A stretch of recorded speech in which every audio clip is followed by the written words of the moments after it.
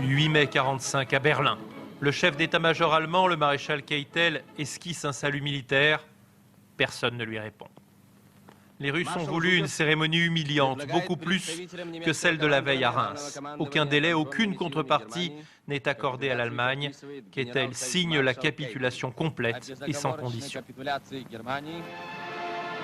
Quelques jours plus tard, à Moscou, Staline aura donc son triomphe, digne des empereurs romains. Des milliers de soldats lui rendent hommage en jetant à ses pieds les drapeaux des régiments nazis.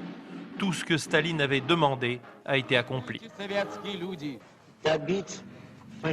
Achever la bête fasciste dans son propre trou et dresser au-dessus de Berlin le drapeau de la victoire. Cette scène célèbre au Reichstag de Berlin est d'ailleurs une reconstitution tournée après le cessez-le-feu, alors que les soldats n'étaient plus en danger. Mais que de souffrance pour en arriver là. Les vétérans de l'armée rouge sont de moins en moins nombreux à pouvoir en témoigner. Mais pour tous, le tournant de la guerre, c'est la bataille de Stalingrad. Dans cette bataille de Stalingrad s'est joué le destin de la guerre. Nous savions que si nous repoussions les Allemands, nous allions ensuite contre-attaquer et couper leur armée en deux. Jusqu'au mois d'août 1941, l'avancée des forces nazies semble inexorable. Mais ici se joue une bataille décisive.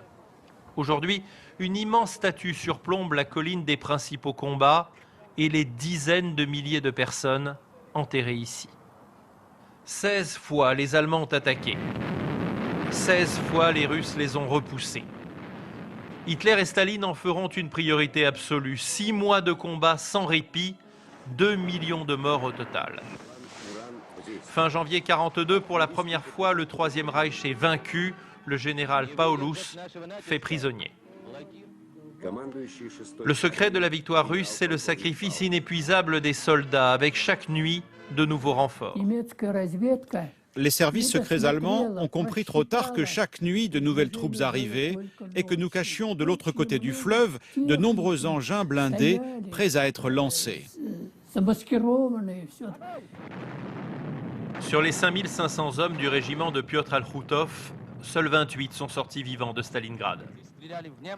Mais cette bataille marque le début de la fin pour l'armée nazie. Aujourd'hui, de Stalingrad ne reste que cette maison souvenir et le sentiment pour les Russes que les 25 millions de morts pendant la Deuxième Guerre mondiale ne sont pas assez honorés par les Européens.